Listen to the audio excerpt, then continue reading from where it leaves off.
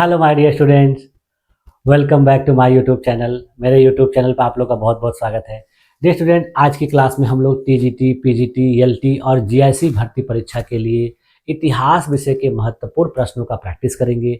अभी तक हम लोगों ने इतिहास विषय में प्राचीन काल के इतिहास के बारे में और दक्षिण भारत के इतिहास के बारे में जितने भी महत्वपूर्ण प्रश्न थे उनका प्रैक्टिस 15 क्लासेस में किया था। यानी अभी तक हम लोगों ने इतिहास की प्रैक्टिस सेट की 15 क्लासेस कर ली है। आज की ये जो क्लास है आपकी 16वीं क्लास है और आज की क्लास से हम लोग मध्यकालीन भारत के प्रश्नों का अध्ययन करना, प्रैक्टिस करना शुरू करेंगे। और इसी तरीके से क्रम वाइज हम लोग मध्यकालीन भारत के जितने भी महत्वपूर्ण टॉपिक हैं, महत्वपूर्ण टर्म हैं, उनका प्रैक्टिस करेंगे और उसके बाद फिर हम लोग आधुनिक भारत में प्रवेश कर जाएंगे। तो आज की क्लास को देखिए, चलिए शुरू किया जाए। और आज की क्लास का जो पहला टॉपिक है वो मध्यकालीन भारत की प्रारंभिक चीज़ों से है। यानी सबसे पहले अपने देश में किस तरीके से मुस्लिम आक्रमणकारियों का आगमन हुआ और उनसे रिलेटेड किस तरीके के क्वेश्चंस आपके एग्जाम में पूछे जाते हैं और किस तरीके के क्वेश्चन आपसे पूछे जा सकते हैं, उसको आज हम लोग देखेंगे। और इसमें भी मैं आप लोगों को पहले की तरह ही जो है सही उत्तर के साथ साथ उसका व्याख्या या एक्सप्लेनेशन भी उपलब्ध कराऊंगा, जिससे क्या होगा कि आपके एग्जाम में कुछ दूसरे तरीके से भी प्रश्न पूछने पर भी आपको किसी भी प्रकार की कोई कठिनाई नहीं होगी। तो चलिए आज की क्लास को शुरू किया जाए मध्यकालीन भारत से, और फिर धीरे धीरे हम लोग आगे बढ़ते जाएंगे आप लोगों के ज़्यादा से ज़्यादा प्रश्नों को करने के क्रम में। ठीक है, तो चलिए शुरू किया जाए। हाँ देखिए, आज से हम लोग को क्या पढ़ना है, मध्यकालीन भारत के इतिहास के महत्वपूर्ण प्रश्नों का प्रैक्टिस करना है। और ये मध्यकालीन भारत के इतिहास का पहला क्लास है, पार्ट 1 है। इसमें हम लोग को देखिए क्या क्या देखना है कि भारत पर अरबों के आक्रमण के बारे में, उसके प्रभाव से संबंधित, गजनवी के भारत पर आक्रमण तथा उसके प्रभाव से संबंधित, और मोहम्मद गोरी के भारत पर आक्रमण तथा उसके प्रभाव से संबंधित प्रश्नों को प्रैक्टिस करना है। और जैसा कि देखिए, मैं हर बार आप लोगों को एक क्लास में 30 प्रश्न प्रैक्टिस कराता हूँ और इन प्रश्नों को मैं एक साथ 60 प्रश्न तैयार करता हूँ। तो 60 प्रश्न इसलिए एक साथ नहीं कराता हूँ कि क्लासेस लंबी हो जाएंगी, तो इसी को हम लोग 2 पार्ट में करते हैं। तो 30 प्रश्न एक क्लास में, बाकी के 30 प्रश्न दूसरी क्लास। तो उसी क्रम में हम लोग पहले जो 30 प्रश्न हैं उनको इन टॉपिक्स के अंतर्गत देखेंगे और उनको सॉल्व करेंगे। तो चलिए शुरू किया जाए। देखिए, आज की क्लास का आपका सबसे पहला प्रश्न क्या है कि भारत पर प्रथम अरब आक्रमणकारी कौन थे, यानी कौन से अरब आक्रमणकारी ने भारत पर पहली बार आक्रमण किया था। तो यहाँ देखिए, पहला ऑप्शन दिया है मोहम्मद बिन कासिम, दूसरा दिया है मोहम्मद गजनी, तीसरा दिया है मोहम्मद गौरी और चौथा दिया है तैमूर। तो देखिए, भारत पर जो सबसे पहला अरब आक्रमणकारी था वो तैमूर नहीं था, मोहम्मद गौरी नहीं था, मोहम्मद गजनवी नहीं था, बल्कि कौन था, मोहम्मद बिन कासिम था। तो इस क्वेश्चन का देखिए आपका राइट ऑप्शन क्या हो जाएगा, ऑप्शन नंबर ए। सही उत्तर क्या होगा, ए। ठीक, देखिए इसका सही आंसर क्या होगा, ए। व्याख्या क्या होगी कि 712 ईस्वी में मोहम्मद बिन कासिम ने सिंध पर आक्रमण किया था। यह भारत पर पहला अरब आक्रमण था जिसने भारत में मुस्लिम शासन की नींव रखी। ठीक, दूसरा प्रश्न देखिए क्या है आपका, इसमें पूछा जा रहा है कि मोहम्मद बिन कासिम ने सिंध पर कब आक्रमण किया था, यानी सिंध पर इसके द्वारा कब आक्रमण किया गया था। तो यहाँ देखिए सन दिया है 712 ईस्वी, दूसरा दिया है 800 ईस्वी, तीसरा दिया 1026 ईस्वी और चौथा दिया है 1206 ईस्वी। तो देखिए, मोहम्मद बिन कासिम ने जो सिंध पर आक्रमण किया था 1206 में नहीं, 1026 में नहीं, 800 में नहीं, बल्कि 712 ईस्वी में किया था। तो इस क्वेश्चन का भी देखिए आपका राइट ऑप्शन क्या हो जाएगा, ए। देखिए सही उत्तर क्या है, ए। व्याख्या क्या होगा कि 712 ईस्वी में हज्जाज बिन यूसुफ के आदेश पर मोहम्मद बिन कासिम ने सिंध के राजा दाहिर को हराकर अरब शासन स्थापित किया था। ठीक, अगला क्वेश्चन देखिए, पूछा जा रहा है कि जब अरबों ने भारत पर आक्रमण किया तब सिंध का शासक कौन था, यानी सिंध पर जब इनके द्वारा आक्रमण किया गया तो उसमें शासक कौन था, ये पूछा जा रहा है। तो पहला ऑप्शन दिया देखिए दाहिर, दूसरा दिया है चाच, तीसरा दिया हर्षवर्धन और चौथा दिया है पुलकेशिन द्वितीय। तो देखिए, उस समय सिंध का जो शासक था पुलकेशिन द्वितीय नहीं, हर्षवर्धन नहीं, चाच नहीं, बल्कि कौन था, राजा दाहिर। तो इस क्वेश्चन का देखिए आपका राइट ऑप्शन क्या हो जाएगा, ऑप्शन नंबर ए। देखिए इसका सही उत्तर क्या होगा, ए। व्याख्या क्या होगी कि सिंध का जो राजा दाहिर था जिसे मोहम्मद बिन कासिम ने युद्ध में पराजित कर दिया था। ठीक, अगला क्वेश्चन देखिए क्या है कि राजा दाहिर के शासनकाल में सिंध की राजधानी क्या थी, यानी सिंध की राजधानी उस समय क्या थी, ये पूछा जा रहा है जब मोहम्मद बिन कासिम ने आक्रमण किया था। तो यहाँ देखिए पहला ऑप्शन दिया देवल, दूसरा दिया मुल्तान, तीसरा दिया है अलोर और चौथा दिया है मंसूरा। तो उस समय देखिए सिंध की जो राजधानी थी वो मंसूरा नहीं थी, मुल्तान नहीं थी, देवल नहीं थी, बल्कि कौन सी थी, अलोर थी। यानी इस क्वेश्चन का देखिए आपका राइट ऑप्शन क्या हो जाएगा, ऑप्शन नंबर सी। देखिए सही उत्तर क्या होगा, सी। व्याख्या क्या होगा कि राजा दाहिर की राजधानी क्या थी, अलोर थी, जबकि देवल जो है अरबों का पहला आक्रमण बिंदु था। यानी देवल पर उन्होंने आक्रमण किया था तो पहला आक्रमण बिंदु था, लेकिन राजधानी क्या थी, अलोर थी। अगला प्रश्न देखिए दिया है कि मोहम्मद बिन कासिम ने कौन सा प्रमुख बंदरगाह जीता था, यानी उन्होंने आक्रमण के बाद किस बंदरगाह को जीत लिया था। तो पहला ऑप्शन दिया देखिए देवल, दूसरा दिया है भरौच, तीसरा दिया है सूरत, चौथा दिया है खंभात।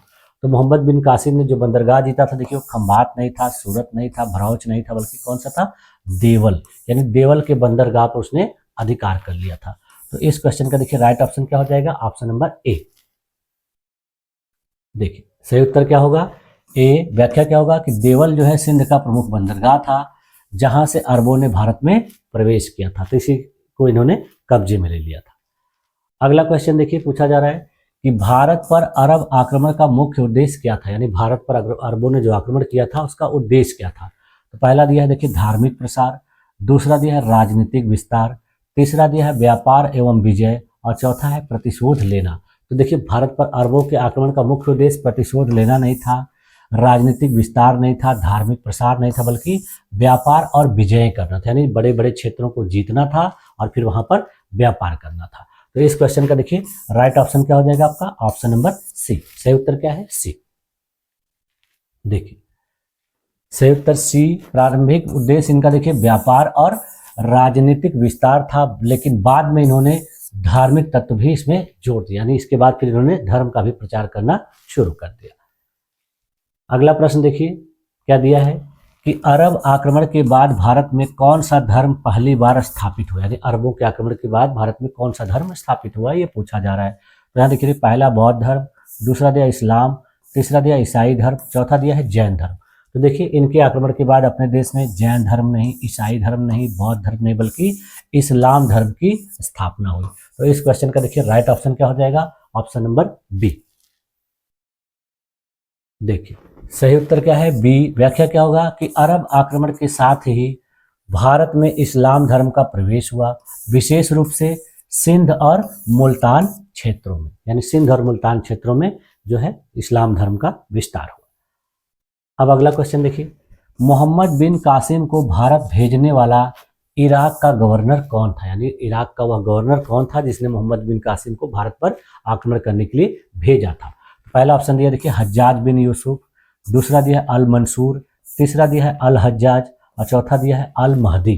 तो देखिए वो भेजने वाला इराक का गवर्नर अल महदी नहीं था, अल हज्जाज नहीं था, अल मंसूर नहीं था, बल्कि कौन था, हज्जाज बिन यूसुफ। तो इस क्वेश्चन का देखिए आपका राइट ऑप्शन क्या हो जाएगा, ऑप्शन नंबर ए। सही उत्तर क्या होगा, ए। देखिए आंसर क्या है, ए। व्याख्या क्या होगा कि हज्जाज बिन यूसुफ उमैयद जो है शासक अल वलीद के अधीन गवर्नर था जिसने कासिम को सिंध पर आक्रमण करने के लिए भेजा था। ठीक, अगला क्वेश्चन देखिए, मोहम्मद बिन कासिम के आक्रमण का वर्णन किस अरब इतिहासकार ने किया, यानी इसके आक्रमण का वर्णन किसके द्वारा किया गया है। तो पहला ऑप्शन दिया देखिए अल बलाधुरी, दूसरा दिया है इब्न बतूता, तीसरा दिया है अल बरूनी और चौथा दिया है इब्न खल्दून। तो देखिए मोहम्मद बिन कासिम के आक्रमण का जो वर्णन करने वाला इतिहासकार था इब्न खल्दून नहीं, अल बरूनी नहीं, इब्न बतूता नहीं, बल्कि अल बलाधुरी था। तो इस क्वेश्चन का देखिए राइट ऑप्शन क्या हो जाएगा आपका, ऑप्शन नंबर ए। देखिए सही उत्तर क्या होगा, ए। व्याख्या क्या होगा कि अल बलाधुरी की रचना जो है उसका नाम क्या है, फुतूह अल बुल्दान। इसी में उसने मोहम्मद बिन कासिम के आक्रमण का विवरण दिया है। इसके अलावा देखिए कुछ और भी लोग हैं, जैसे जिसमें काजी इस्माइल, इनके द्वारा लिखी गई एक पुस्तक है अबू बकर अल कूफी द्वारा फारसी में अनुवादित चचनामा है, जो इसके विजय का महत्वपूर्ण स्रोत है। इसके अलावा देखिए याकूबी की पुस्तक तारीख याकूबी में भी इस घटना का विवरण मिलता है। यानी सबसे जो प्रमुख है वो अल बलाधुरी है। इसके अलावा और भी लोग हैं जिनके रचनाओं में ये मोहम्मद बिन कासिम के आक्रमण का वर्णन मिलता है। ठीक, अगला प्रश्न देखिए, 10वां प्रश्न इसमें पूछा जा रहा है कि सिंध पर अरब आक्रमण का प्रमुख परिणाम क्या था, यानी जब ये आक्रमण हुआ तो इसका परिणाम क्या हुआ। तो पहला देखिए ऑप्शन दिया है इस्लाम का प्रवेश, दूसरा दिया है गुप्त साम्राज्य का पतन, तीसरा दिया है मुगल शासन की शुरुआत और चौथा दिया है दिल्ली सल्तनत का उदय। तो देखिए इनका जो मुख्य परिणाम था ये दिल्ली सल्तनत तो बाद में हुआ, मुगल शासन की नींव काफ़ी बाद में हुई, गुप्त साम्राज्य का पतन पहले ही हो चुका था, इसमें क्या हुआ इस्लाम का प्रवेश। यानी इस क्वेश्चन का देखिए आपका राइट ऑप्शन क्या हो जाएगा, ऑप्शन नंबर ए। सही उत्तर क्या है ए। देखिए आंसर क्या है ए। व्याख्या क्या होगा कि अरब आक्रमण से भारत में इस्लाम धर्म का प्रवेश हुआ और यह स्थायी रूप से सिंध क्षेत्र में फैल गया। ठीक, अगला क्वेश्चन देखिए। अब देखिए क्वेश्चन जो है आपका वो गजनवी वंश से है। तो पूछा जा रहा है कि गजनवी वंश का संस्थापक कौन था। तो पहला ऑप्शन दिया देखिए अलप्तगीन, दूसरा दिया है महमूद गजनवी, तीसरा दिया है सबुक्तगीन और चौथा दिया है मोहम्मद गौरी। तो देखिए गजनवी वंश का जो संस्थापक था वो मोहम्मद गौरी नहीं था, सबुक्तगीन नहीं था, महमूद गजनवी नहीं था, बल्कि कौन था, अलप्तगीन था। यानी इस क्वेश्चन का देखिए आपका राइट ऑप्शन क्या हो जाएगा, ऑप्शन नंबर ए। सही उत्तर क्या होगा ए। देखिए आंसर क्या है ए। व्याख्या क्या होगा कि अलप्तगीन ने गजनी वंश की स्थापना की थी, जबकि उसका उत्तराधिकारी सबुक्तगीन और फिर उसके बाद महमूद गजनवी हुआ, यानी संस्थापक था अलप्तगीन। अगला क्वेश्चन देखिए, यहां पूछा जा रहा है कि महमूद गजनी किसका पुत्र था। तो पहला ऑप्शन दिया देखिए अलप्तगीन, दूसरा दिया है सबुक्तगीन, तीसरा दिया है मोहम्मद गौरी और चौथा दिया है कुतुबुद्दीन ऐबक। तो ये दोनों बाद वाले देखिए एकदम बिल्कुल नहीं होंगे।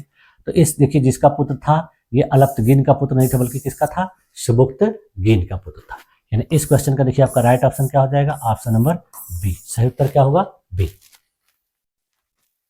देखिए आंसर क्या है बी। व्याख्या क्या होगा कि महमूद गजनवी जो है सबुक्तगीन का पुत्र था और उसने 998 ईस्वी में गजनी के सिंहासन पर अपने आप को आसीन किया, यानी उस सिंहासन पर ये 998 ईस्वी में बैठा था। इसके बाद फिर देखिए अगला क्वेश्चन पूछा जा रहा है कि महमूद गजनवी ने भारत पर कितनी बार आक्रमण किया था। तो पहला ऑप्शन देखिए 7 बार, 12 बार, 17 बार, 20 बार। ये प्रश्न देखिए काफ़ी प्रचलित है, बहुत बार एग्जाम में पूछा गया है, तो इसलिए बहुत से स्टूडेंट को ये हमेशा याद रहता है। तो देखिए महमूद गजनवी ने भारत पर कितने बार आक्रमण किया, 20 बार नहीं, 12 बार नहीं, 7 बार नहीं, बल्कि कितने बार, 17 बार। तो इस क्वेश्चन का देखिए राइट ऑप्शन क्या हो जाएगा, ऑप्शन नंबर सी। देखिए आंसर क्या होगा सी। व्याख्या क्या होगा कि 1000 ईस्वी से लेकर 1027 ईस्वी तक महमूद गजनवी ने भारत पर देखिए 17 बार आक्रमण किया था। ठीक, अगला क्वेश्चन देखिए, इसमें पूछा जा रहा है कि 1026 ईस्वी में महमूद गजनवी ने कौन सा प्रसिद्ध मंदिर नष्ट किया, यानी इसके द्वारा आक्रमण करने के दौरान किस मंदिर को नष्ट किया गया था। तो पहला ऑप्शन दिया देखिए सोमनाथ मंदिर, दूसरा दिया है जगन्नाथ मंदिर, तीसरा दिया है विश्वनाथ मंदिर और चौथा दिया है द्वारकाधीश मंदिर। तो इसने जिस मंदिर को नष्ट किया था वो मंदिर देखिए द्वारकाधीश मंदिर नहीं है, विश्वनाथ मंदिर नहीं है, जगन्नाथ मंदिर नहीं, बल्कि कौन सा मंदिर है, सोमनाथ मंदिर है। और ये कहाँ पर है, गुजरात में। ठीक है, तो गुजरात के सोमनाथ मंदिर को इसने नष्ट किया था। इस क्वेश्चन का देखिए राइट ऑप्शन क्या हो जाएगा, ऑप्शन नंबर ए। देखिए आंसर क्या है, ए है। व्याख्या क्या होगा कि गुजरात के सोमनाथ मंदिर पर महमूद का जो आक्रमण हुआ था 1025-26 में, यानी 25 के लास्ट में और 26 की शुरुआत तक। तो इस आक्रमण में उसके सबसे प्रसिद्ध हमलों में से ये आक्रमण माना जाता है। महमूद गजनवी देखिए भारत पर अपना जो पहला आक्रमण किया था वो 1001 ईस्वी में किया था, जो किसके विरुद्ध किया था, पेशावर के, जो तत्कालीन शासक हिंदू शाही शासक जयपाल था उसी के खिलाफ। महमूद गजनवी का अंतिम जो आक्रमण था वो देखिए 1027 ईस्वी में जाटों के विरुद्ध था, और जिसके बाद मलेरिया से संक्रमित होने के कारण 1030 ईस्वी में उसकी मृत्यु हो जाती है। यानी अंतिम आक्रमण जाटों के विरुद्ध और पहला आक्रमण किसका था, पेशावर के विरुद्ध। तो इस तरीके से आपके एग्जाम में प्रश्न पूछे जा सकते हैं, तो इसको भी जानना बहुत जरूरी था। ठीक, अगला क्वेश्चन देखिए, पूछा जा रहा है कि महमूद के भारतीय आक्रमणों का मुख्य उद्देश्य क्या था। तो पहला देखिए ऑप्शन दिया है भू क्षेत्रीय विस्तार, दूसरा दिया है धार्मिक प्रसार, तीसरा था धन संपत्ति लूटना और चौथा है राजनीतिक गठबंधन। देखिए महमूद के भारतीय आक्रमणों का मुख्य उद्देश्य क्या था, राजनीतिक गठबंधन नहीं, धार्मिक प्रसार नहीं, भू क्षेत्रीय विस्तार नहीं, बल्कि धन संपत्ति लूटना था। तो इस क्वेश्चन का देखिए राइट ऑप्शन क्या हो जाएगा, ऑप्शन नंबर सी। देखिए आंसर क्या है, सी। व्याख्या क्या होगा कि महमूद का उद्देश्य जो है भारत की अपार संपत्ति को लूटना और गजनी को समृद्ध बनाते, यानी यहाँ से संपत्ति लूट कर अपने राज्य गजनी को समृद्ध बनाना था। अगला प्रश्न देखिए, पूछा जा रहा है महमूद गजनी की राजधानी कहाँ थी। पहला ऑप्शन दिया देखिए गजनी, दूसरा दिया है लाहौर, तीसरा दिया है मुल्तान, चौथा दिया है काबुल। तो देखिए मोहम्मद गजनी की जो राजधानी थी वो काबुल नहीं थी, मुल्तान नहीं थी, लाहौर नहीं थी, बल्कि कौन सा था, गजनी। यानी इस क्वेश्चन का राइट ऑप्शन क्या हो जाएगा आपका, ऑप्शन नंबर ए। सही उत्तर क्या है, ए। देखिए आंसर क्या है, ए। व्याख्या क्या होगा कि गजनवी साम्राज्य की जो राजधानी थी वो गजनी थी, जो अब अफगानिस्तान में है। इसे महमूद ने सांस्कृतिक और आर्थिक केंद्र बनाया था अपने समय में। ठीक, अगला क्वेश्चन देखिए दिया है कि महमूद गजनी के दरबार में कौन प्रसिद्ध विद्वान था, यानी कौन सा विद्वान महमूद गजनी के दरबार में रहता था। तो पहला ऑप्शन दिया देखिए अल बरूनी, दूसरा दिया है अल बलाधुरी, तीसरा है इब्न बतूता, चौथा है फिरदौसी। तो देखिए इब्न बतूता तो दिल्ली सल्तनत में था, यानी तुगलकों के काल में था। फिरदौसी बहुत बाद में था, ये दोनों होंगे नहीं। अल बलाधुरी जो है देखिए मोहम्मद बिन कासिम से संबंधित है। तो इसके दरबार में जो प्रसिद्ध विद्वान था उसका नाम क्या है, अल बरूनी। यानी इस क्वेश्चन का राइट ऑप्शन क्या हो जाएगा आपका, ऑप्शन नंबर ए। देखिए सही उत्तर क्या है, ए। व्याख्या क्या होगा कि अल बरूनी जो है महमूद के साथ भारत आया था और उसने तहकीके हिंद नामक ग्रंथ लिखा, जिसमें उसने भारतीय समाज, संस्कृति और विज्ञान का विस्तृत वर्णन किया है। ठीक, अगला प्रश्न देखिए, महमूद के दरबार में शाहनामा ग्रंथ किसने लिखा था। यह पूछा जा रहा है कि शाहनामा जो ग्रंथ है किसके द्वारा लिखा गया है। तो पहला ऑप्शन दिया देखिए फिरदौसी, दूसरा दिया है अल बरूनी, तीसरा दिया है इब्न सीना और चौथा दिया है रूमी। तो देखिए महमूद के दरबार में जो शाहनामा ग्रंथ लिखा गया था वो रूमी के द्वारा नहीं, इब्न सीना के द्वारा, अल बरूनी के द्वारा, बल्कि किसके द्वारा, फिरदौसी के द्वारा। तो इस क्वेश्चन का देखिए राइट ऑप्शन क्या हो जाएगा आपका, ऑप्शन नंबर ए। सही उत्तर क्या है, ए। देखिए फिरदौसी ने लिखा था, तो आंसर ए होगा। व्याख्या क्या होगा, फिरदौसी ने फारसी भाषा में शाहनामा लिखा था, जिसमें ईरान के राजाओं और वीरों की गाथा के बारे में उसने लिखा। ठीक, अगला क्वेश्चन देखिए, महमूद ने अपने प्रथम आक्रमण में किस भारतीय राजा को हराया। यानी महमूद के द्वारा जो पहला राजा हराया गया था वो कौन सा था। तो यहाँ देखिए पहला ऑप्शन दिया है जयपाल, दूसरा दिया है आनंदपाल, तीसरा दिया है त्रिलोचन पाल और चौथा दिया है दुर्लभ राज। तो देखिए हारने वाला जो राजा था सबसे पहले वो दुर्लभ राज नहीं, त्रिलोचन पाल नहीं, आनंद पाल नहीं, बल्कि कौन था, जयपाल था। तो इस क्वेश्चन का देखिए सही ऑप्शन क्या हो जाएगा, ऑप्शन नंबर ए। देखिए आंसर क्या है, ए। व्याख्या क्या होगा कि महमूद ने 1001 ईस्वी में हिंदू शाही शासक जयपाल को पराजित किया था और यह उसके भारतीय आक्रमणों की शुरुआत थी। ठीक, अगला क्वेश्चन देखिए है कि महमूद के आक्रमण का सांस्कृतिक प्रभाव क्या था। यानी महमूद ने जब आक्रमण किया तो उसका सांस्कृतिक प्रभाव क्या हुआ। तो पहला देखिए दिया है इस्लाम का प्रसार, दूसरा दिया है हिंदू संस्कृति का अंत, तीसरा दिया है मुगल शासन की स्थापना और चौथा दिया है बौद्ध धर्म का विकास। तो देखिए लास्ट वाले ऑप्शन तो बिल्कुल नहीं होंगे, बौद्ध धर्म का विकास, मुगल शासन की स्थापना, हिंदू संस्कृति का अंत नहीं, बल्कि क्या होगा, इस्लाम का प्रसार। यानी इस क्वेश्चन का देखिए आपका राइट ऑप्शन क्या हो जाएगा, ऑप्शन नंबर ए। सही उत्तर क्या है, ए। देखिए आंसर क्या है, ए। व्याख्या क्या होगा कि महमूद के आक्रमणों से उत्तर पश्चिम भारत में इस्लाम का प्रभाव बढ़ा और लाहौर, मुल्तान जैसे जो क्षेत्र हैं वो मुस्लिम केंद्र बने।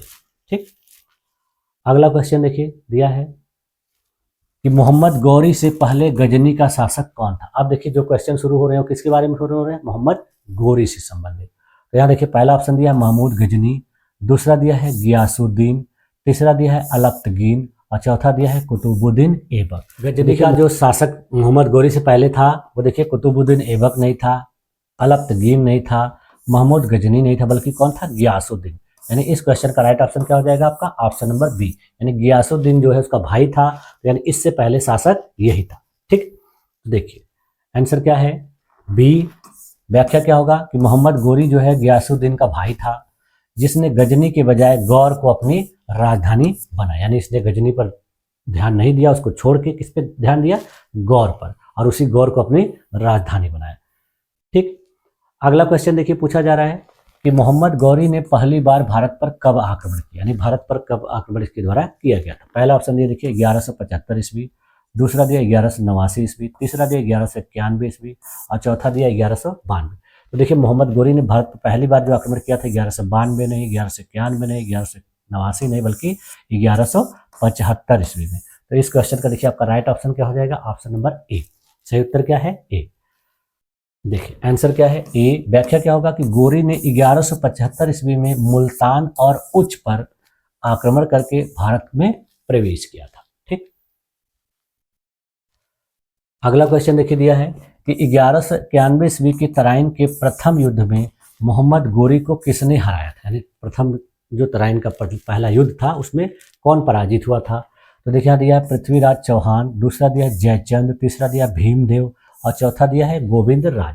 तो मोहम्मद गोरी को पराजित करने वाला जो शासक था देखिए वो गोविंद राज नहीं था, भीमदेव नहीं था, जयचंद, बल्कि पृथ्वीराज चौहान ने इसको तराइन के प्रथम युद्ध में हराया था। तो इस क्वेश्चन का देखिए आपका राइट ऑप्शन क्या हो जाएगा, ऑप्शन नंबर ए। सही उत्तर क्या है, ए।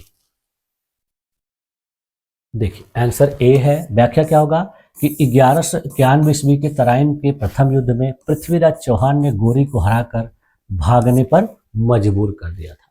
ठीक, अगला क्वेश्चन देखिए दिया है कि 1192 ईस्वी के तराइन के द्वितीय युद्ध में कौन विजयी हुआ, यानी पहले युद्ध में पृथ्वीराज चौहान विजयी हुए, अब पूछा जा रहा है दूसरे में कौन विजयी हुआ। यहाँ देखिए पहला ऑप्शन दिया है पृथ्वीराज चौहान, दूसरा दिया है मोहम्मद गौरी, तीसरा दिया है कुतुबुद्दीन ऐबक और चौथा दिया है जयचंद। देखिए द्वितीय युद्ध में जो विजयी हुआ था वो देखिए जयचंद नहीं, कुतुबुद्दीन ऐबक नहीं, पृथ्वीराज चौहान नहीं, बल्कि मोहम्मद गौरी, यानी इस युद्ध में मोहम्मद गौरी ने पृथ्वीराज चौहान को धोखे से हरा दिया। ठीक है, तो इस क्वेश्चन का देखिए आपका राइट ऑप्शन क्या हो जाएगा, ऑप्शन नंबर बी। सही उत्तर क्या होगा, बी। देखिए आंसर क्या है, बी। व्याख्या क्या होगा कि 1192 ईस्वी में गोरी ने रणनीति बदलकर पृथ्वीराज को पराजित किया, इसने धोखे से इनको पराजित कर दिया। और यह युद्ध देखिए भारत में मुस्लिम शासन की नींव बना, यानी जब पृथ्वीराज चौहान हार गए तो इसी के बाद इन्होंने अपने देश में क्या किया, मुस्लिम शासन की नींव डालना शुरू कर दी। अगला क्वेश्चन देखिए दिया है कि उत्तर भारत में मुस्लिम शासन की शुरुआत किस युद्ध के बाद हुई, यानी कौन सा ऐसा युद्ध था जिसके बाद उत्तर भारत में मुस्लिम शासन की शुरुआत हुई। तो पहला ऑप्शन देखिए दिया है तराइन का द्वितीय युद्ध, दूसरा दिया है चंदावर का युद्ध, तीसरा दिया है सोमनाथ का युद्ध और चौथा दिया है प्लासी का युद्ध। देखिए भारत में मुस्लिम शासन की जो शुरुआत हुई थी वो प्लासी के युद्ध से नहीं, सोमनाथ के युद्ध से नहीं, चंदावर के युद्ध से नहीं, बल्कि तराइन के द्वितीय युद्ध में जब पृथ्वीराज चौहान की हार हो गई थी तभी हुई थी। तो इस क्वेश्चन का देखिए आपका राइट ऑप्शन क्या हो जाएगा, ऑप्शन नंबर ए। सही उत्तर क्या होगा, ए। देखिए आंसर क्या है, ए। व्याख्या क्या होगा कि 1192 ईस्वी की तराइन के द्वितीय युद्ध के बाद जो है मोहम्मद गौरी ने दिल्ली और अजमेर इस पर अधिकार कर लिया और जिसके बाद मुस्लिम शासन की नींव पड़ी। ठीक, अगला क्वेश्चन देखिए दिया है कि मोहम्मद गौरी ने भारत में अपना सेनापति और प्रतिनिधि किसे नियुक्त किया था, यानी भारतीय क्षेत्र का सेनापति और प्रतिनिधि कौन बनाया गया था। तो पहला ऑप्शन दिया देखिए कुतुबुद्दीन ऐबक, दूसरा दिया है बख्तियार खिलजी, तीसरा दिया है नासिरुद्दीन और चौथा दिया है इल्तुतमिश। तो उसने अपना सेनापति और प्रतिनिधि देखिए इल्तुतमिश को नहीं बनाया, नासिरुद्दीन को नहीं बनाया, बख्तियार खिलजी को नहीं बनाया, बल्कि किसको बनाया था, कुतुबुद्दीन ऐबक को। तो इस क्वेश्चन का भी देखिए राइट ऑप्शन क्या हो जाएगा आपका, ऑप्शन नंबर ए। सही उत्तर क्या होगा, ए। देखिए आंसर क्या है, ए। व्याख्या क्या होगा कि गौरी ने अपने विश्वस्त दास, यानी इसका सबसे विश्वसनीय दास कौन था, कुतुबुद्दीन ऐबक, इसी को इसने भारत में अपना प्रतिनिधि बनाया और जिसने बाद में क्या किया, दिल्ली सल्तनत की नींव रखी। अगला प्रश्न देखिए क्या दिया है कि गंगा के मैदानों में मुस्लिम शासन की स्थापना किस युद्ध के बाद हुई, यानी उत्तर भारत में किसके द्वारा हुई, तो जो है तराइन के द्वितीय युद्ध के बाद। अब यहाँ पूछा जा रहा है कि गंगा के मैदानों में किस युद्ध के बाद हुई। तो यहाँ देखिए पहला ऑप्शन दिया चंदावर का युद्ध, दूसरा दिया तराइन का युद्ध, तीसरा दिया कन्नौज का युद्ध और चौथा दिया सोमनाथ का युद्ध। देखिए गंगा के मैदान में इसने जो शासन की नींव रखी, सोमनाथ के युद्ध से नहीं, कन्नौज के युद्ध से नहीं, तराइन के युद्ध से नहीं, बल्कि चंदावर के युद्ध में। चंदावर के युद्ध में इसने जयचंद को हराया और उसके बाद इसने गंगा के मैदान में अपने शासन की नींव डाली। तो इस क्वेश्चन का देखिए आपका राइट ऑप्शन क्या हो जाएगा, ऑप्शन नंबर ए। देखिए आंसर क्या होगा, ए। व्याख्या क्या होगा कि 1194 ईस्वी में मोहम्मद गौरी ने कन्नौज के राजा जयचंद को हराया, जिससे गंगा घाटी में मुस्लिम सत्ता स्थापित हुई। ठीक, अगला क्वेश्चन देखिए दिया है कि मोहम्मद गौरी की मृत्यु के बाद क्या परिणाम हुआ, यानी जब मोहम्मद गौरी मर गया तो उसके बाद क्या हुआ। तो पहला ऑप्शन दिया देखिए उसका साम्राज्य बिखर गया। दूसरा दिया है उसके पुत्र ने शासन संभाला। तीसरा दिया है मंगोलों ने भारत पर आक्रमण किया। और चौथा दिया है दिल्ली स्वतंत्र हो गई। तो देखिए इसका जो परिणाम था, दिल्ली स्वतंत्र नहीं हुई, मंगोलों ने भारत पर आक्रमण नहीं किया, उसके पुत्र ने शासन नहीं संभाला, बल्कि क्या हो गया कि उसका जो साम्राज्य था वो बिखर गया। इसके जो दास थे उन लोगों ने इसके साम्राज्य को अलग अलग भागों में बांट लिया और उन्होंने उस पर शासन करना शुरू कर दिया। ठीक है, तो इस क्वेश्चन का देखिए आपका राइट ऑप्शन क्या हो जाएगा, ऑप्शन नंबर ए। सही उत्तर क्या होगा, ए। देखिए आंसर क्या है, ए। व्याख्या क्या होगा कि गौरी की जब 1206 ईस्वी में हत्या हुई थी तो उसके बाद उसका साम्राज्य टूट गया, किंतु भारत में कुतुबुद्दीन ऐबक ने स्वतंत्र रूप से शासन किया। मोहम्मद गौरी के देखिए 4 प्रमुख दास थे, जिसमें यालदौज, ऐबक और नासिरुद्दीन कुबाचा, यानी इनका पूरा नाम क्या था, ताजुद्दीन यालदौज, कुतुबुद्दीन ऐबक, नासिरुद्दीन कुबाचा और बख्तियार खिलजी। यानी ये जो दास थे इन्होंने ही इसके साम्राज्य को आपस में बांट लिया था। ताजुद्दीन यालदौज जो था उसने गजनी को अपना शासन केंद्र बनाया। कुतुबुद्दीन ऐबक ने भारत के शासन को अपना केंद्र बनाया और दिल्ली सल्तनत की नींव रखी। नासिरुद्दीन कुबाचा ने मुल्तान और सिंध को अपना क्षेत्र बनाया और बख्तियार खिलजी जो है बंगाल का शासक बना। यानी इस तरीके से उन्होंने उसके साम्राज्य को बांट लिया। ठीक, अगला क्वेश्चन देखिए, मोहम्मद गौरी की मृत्यु कब हुई थी, ये पूछा जा रहा है। तो पहला ऑप्शन दिया देखिए 1206 ईस्वी, दूसरा दिया है 1210 ईस्वी, तीसरा दिया है 1192 ईस्वी और चौथा दिया है 1186 ईस्वी। तो मोहम्मद गौरी की देखिए मृत्यु 1186 में नहीं, 1192 में नहीं, 1210 में नहीं, बल्कि 1206 ईस्वी में हुई थी। तो इस क्वेश्चन का देखिए राइट ऑप्शन क्या हो जाएगा आपका, ऑप्शन नंबर ए। सही उत्तर क्या है, ए। देखिए व्याख्या क्या है कि मोहम्मद गौरी की हत्या 1206 ईस्वी में सिंध और अफगानिस्तान के बीच रास्ते में कर दी गई थी। यानी ये जब लौट रहा था तो उसी समय इसकी हत्या कर दी गई। अगला क्वेश्चन देखिए दिया है, मोहम्मद गौरी के आक्रमणों का प्रमुख प्रभाव क्या था, यानी मोहम्मद गौरी ने जब आक्रमण किया तो उसका प्रभाव क्या पड़ा। तो पहला ऑप्शन दिया देखिए दिल्ली सल्तनत की स्थापना हुई। दूसरा दिया बौद्ध धर्म का प्रसार हुआ। तीसरा दिया है मुगल शक्ति का पतन हुआ और चौथा दिया है गुप्त साम्राज्य का उदय हुआ। तो ये दोनों नीचे वाले तो बिल्कुल नहीं होंगे, ये भी नहीं होगा, बल्कि क्या हुआ, दिल्ली सल्तनत की स्थापना हुई थी। किसके द्वारा, मोहम्मद गौरी की आक्रमणों के बाद। तो इस क्वेश्चन का देखिए आपका राइट ऑप्शन क्या हो जाएगा, ऑप्शन नंबर ए। सही उत्तर क्या है, ए। देखिए आंसर क्या है, ए। व्याख्या क्या होगा कि गौरी के आक्रमणों के परिणाम स्वरूप भारत में कुतुबुद्दीन ऐबक के द्वारा 1206 ईस्वी में दिल्ली सल्तनत की स्थापना हुई, जिसने मध्यकालीन भारत की राजनीतिक संरचना को बदल दिया। ठीक है, तो आज की क्लास में देखिए हम लोगों ने 30 महत्वपूर्ण प्रश्नों का व्याख्या के साथ बेहतर तरीके से प्रैक्टिस किया और अलग अलग जो है इसके आयाम थे, जो भी बातें थी उनको भी देखा। ठीक है, तो आज की क्लास में यहीं तक रखा जाए और मुझे उम्मीद है कि आप लोगों के सारे क्वेश्चंस व्याख्या के साथ सही तरीके से समझ में आ गए होंगे। और आप लोगों को अगर किसी भी प्रकार के डाउट लगते हैं किसी भी आंसर में, किसी भी व्याख्या या ऑप्शन में, तो आप लोग मुझसे कमेंट करके पूछ सकते हैं। मैं आप लोगों की पूरी मदद करूंगा। अगर कोई भी त्रुटि होगी तो उसको सुधार करने का भी प्रयास करूंगा। ठीक है, तो आप लोगों ने मेरी इस क्लास में अपने आप को इतनी देर तक इतनी धैर्यपूर्वक बनाए रखा, इसके लिए आप लोग का बहुत बहुत धन्यवाद। मिलते हैं नेक्स्ट क्लास में, तब तक के लिए थैंक यू।